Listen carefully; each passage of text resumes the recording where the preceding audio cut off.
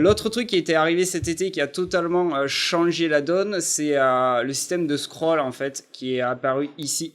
Si par exemple je prends, c'est un groupe justement, on voit avec de plusieurs images, et que j'active ici, on choisit le défilement horizontal, vertical, donc je choisis horizontal.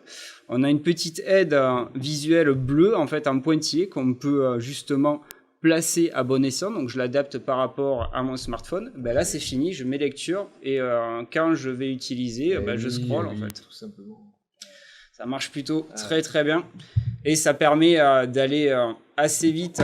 Par exemple, si je prends cet exemple-là, que j'avais préparé, si je fais par exemple une grille de répétition, ça fait plaisir. Hein. Et que je sélectionne cet élément-là, et que je vais dans les plugs, et je lui dis, bon, vas-y, va me mettre de façon, allez, j'ai envie d'avoir quelqu'un qui est content, un homme ou une femme, et les cheveux, je lui dis, peu importe. Je connais même pas. C'est un plugin en fait. Super.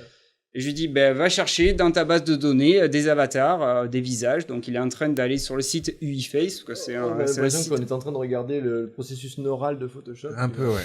Mais lui, regarde. Et automatiquement.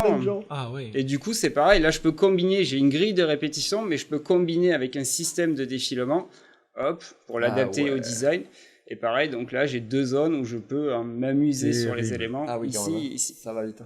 Donc ça, comme je vous dis, c'était... Le temps de gagner. Mais alors, quand tu fais des e-pubs dans InDesign, c'est un cauchemar. Ouais. Faire des trucs défilants et tout ça, enfin c'est pas un cauchemar, mais c'est vraiment c'est un cauchemar. Un assemblage vraiment bizarre. On imagine qu'on aurait ça.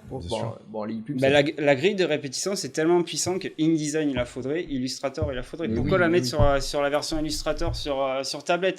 C'est trop puissant. Ah oui, en plus c'est sur la tablette comme tu disais. Ouais. Donc là, un exemple avec une map, parce qu'on a aussi le scroll des deux côtés en fait. Parce que moi là, j'ai utilisé que l'horizontal. Là, si je mets les deux directement, je vais pouvoir. J'ai pas sélectionné le bon objet. Pardon, je vais aller dans mes calques. Donc ma map, elle est là. J'avais pris mon masque, donc ça pouvait pas marcher.